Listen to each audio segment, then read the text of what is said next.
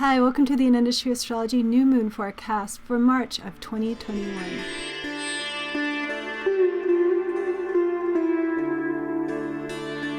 The moon's been waning. The energy is diminishing. How are you feeling? The moon is waning, and on March 13th at 2:21 a.m. Pacific time, the moon will reach the end of the Amavasya Tithi, conjoin the sun, and begin to wax again. Tired, anxious, fearful, or impatient. New moons are a time when negative emotions can be stronger, or a feeling of being overwhelmed can come on. But this new moon has a lot of powerful, awakening, and rejuvenating energy in it. This is actually the very sacred dark moon time coming up. We're right around the corner here tomorrow. We're in the dark moon of Lord Shiva, the Maha Shivaratri, the great night of Lord Shiva. It's actually this dark moon energy of vulnerability, of anxiety at times, that is taking refuge in Lord Shiva, the great Hindu god, the destroyer of karmic limitations. He is the liberator of our negativities, of our fears. So this is why often you see this dark waning moon in Lord Shiva's hair. Traditionally on this night, it's said that Lord Shiva is very close. He comes into our presence. And so it's a time of ascetic practices, of meditation, of fasting, of staying up all night and praying and singing, chanting mantra. And actually at the very end of the night, right before the sun rises, the Lord Shiva, this moon, the Shiva moon, is seen rising in the east. And so if you are up all night, coming up tomorrow night, it is here in California on March 11th, is the night of Lord Shiva. It's a great time for doing your practice, because this is an energy of spiritual awakening and rebirth, kind of a reset button that you can take advantage of in this dark moon. 2 days later, on March 13th, we'll have the actual new moon, the beginning of the new cycle, in the star of Purva Bhadrapada. Purva Bhadrapada is connected to the power of life and death and rebirth. It comes near the end of the zodiac in Aquarius and Pisces. And it's one of two, a pair. Purva Bhadrapada and Uttara Bhadrapada come together. They're called the four corners of the funeral cot, or a coffin, maybe you could say. It's what carries the body to the cremation grounds at the end of life, the end of the zodiac. And so this powerful, potent energy of rebirth, of death and rebirth, has a sort of scorching and awakening, actually, exhilarating energy to it as well. It's also connected to a rare tantric deity named Aja Ekapada, the one-footed goat, sometimes it's translated as, who is Lord Shiva, the storm god. Lord Shiva is a storm energy at times. It's a destructive energy of dancing, like Nataraj. It's also connected to the primordial snake gods, the Naga, these Kundalini snakes, ancient life spirits. And this particular Aja Ekapada sometimes is connected to a fire snake, somehow deep in the water, deep underwater, or deep under the ground. So this consuming energy of spiritual fire. In fact, the Shakti of this star is the power of spiritual fire to elevate consciousness. And so this Mahashivaratri really does have a powerful kind of repercussion that if you take advantage of it and use it in meditation practices or some type of practice like yoga, that can really spark a sort of awakening at this time. Also, this new moon is conjunct Neptune, the very mysterious outer planet Neptune, which does also bring in a lot of psychic awareness. It's a sort of door to another realm there. This new moon is opening. And it's close by Venus. Venus has been combust for some weeks now. She will be coming to the end of her cycle and joining the sun. Now this is her cycle as a morning star. And after she conjoins the sun, coming up at the end of the month, not until about March 26, I believe, they will come together around the full moon. So it's going to be a very powerful waxing moon period from the Shivaratri until the full moon coming up at the end of the month, because the end of Venus's cycle is happening. And so there is something resetting. There's something as far as a rite of passage goes with love, relationships, maybe finances, or your artistic expression. So there's a new form of Venus rising as evening star coming up in May, April, end of April. She should be visible even in some places.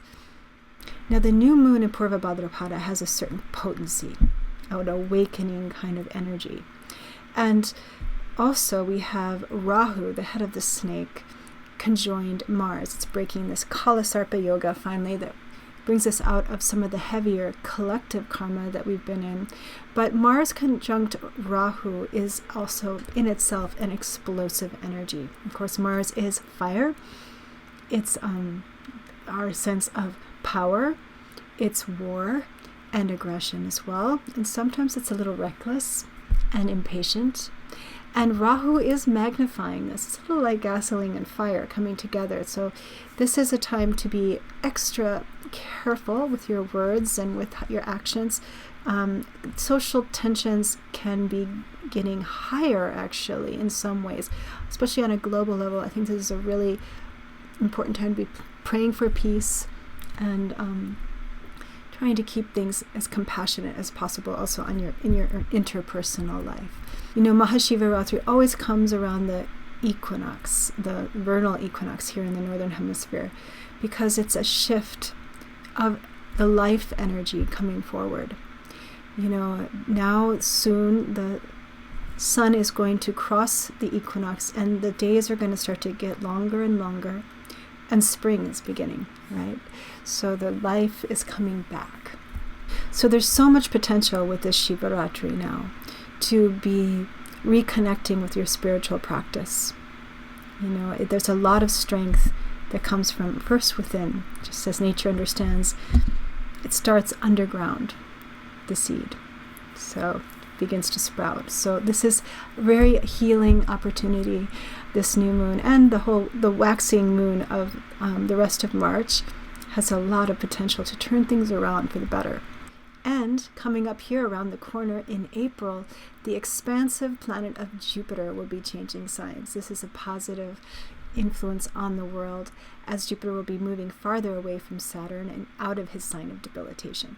Jupiter in Aquarius has a lot of potential for collective healing. He will be passing through some stars that could accelerate growth in technology, as well as healing techniques and communication as well. And I'm going to be talking about this in a webinar that is going to include horoscopes for all 12 Vedic signs. So if you'd like to know on a deeper level what this Jupiter transit really means, we're going to be talking about it for a whole 2 hours. There'll be question and answer. It's all live.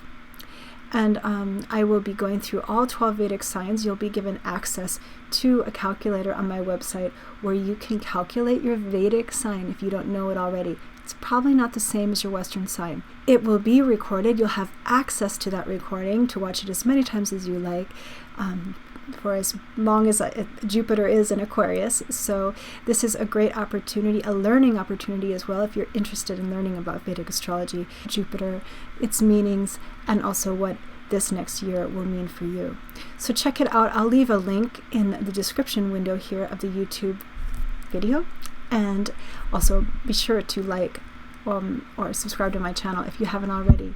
So let's just move on and check out what the tarot cards have to say about this upcoming new moon in Purva Bhadrapada, as well as Shivaratri.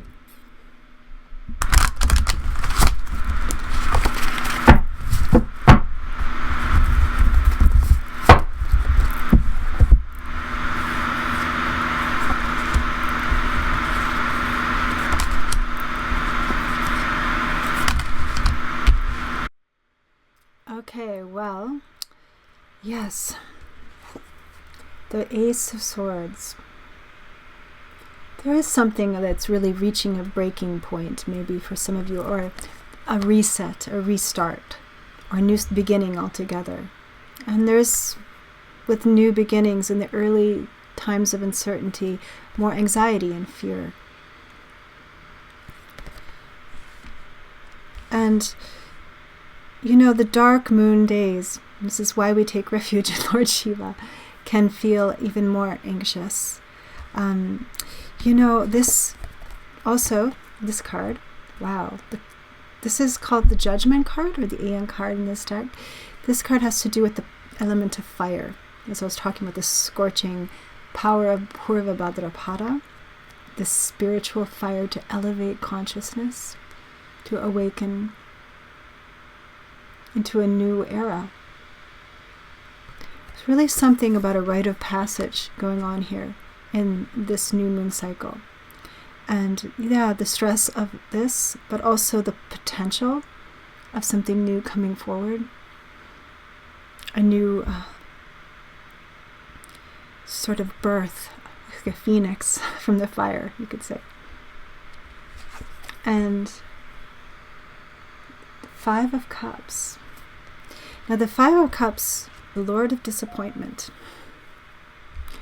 You know, what I'm talking about with this Venus cycle, Venus has been in a phase of morning star for about 9 months now. And so there is something about endings and beginnings that may be showing up on an emotional level with relationships. Something is shifting. And when she reaches the end of these cycles, it is sometimes fatiguing or disappointing. There's something dry or empty in the heart, perhaps, or maybe coming to terms with, in a deeper level, around what is true for you in relationship, or this could also be coming out in financial issues as well, or issues that surround your creative expression. So yeah, there's definitely something about a reset here and letting go of what's not really nourishing anymore as well. It's a lot of potency, especially in this card. Let the past go and let the new rise up with the fire of spring. Holding on to the past doesn't allow for the space, the air for this fire to breathe, and giving space for that not knowing is the true creative force.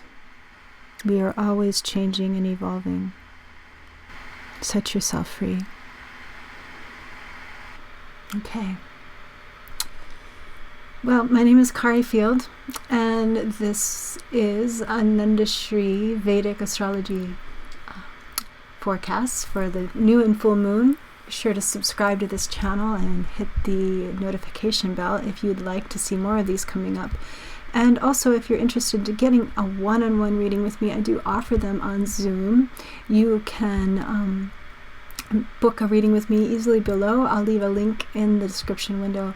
And again, a reminder of this class coming up in April for Jupiter's transit into Aquarius. This is going to be a web class. It's 2 hours long, including horoscopes and a calculator to calculate your Vedic sign. So if you're interested in Vedic astrology and you'd like to learn more, be sure to register for this class. It's a unique opportunity to learn more about Vedic astrology for me, and I will see you soon on the next full moon coming up.